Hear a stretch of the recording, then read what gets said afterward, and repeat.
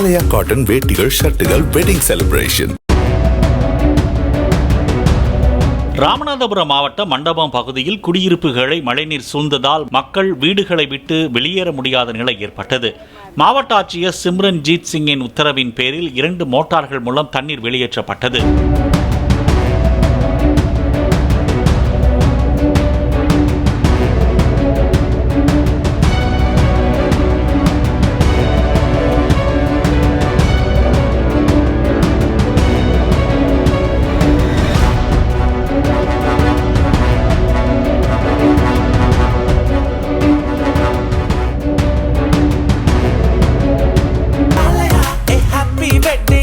ஆலயா cotton வேட்டிகள் ஷர்ட்டுகள் wedding celebration.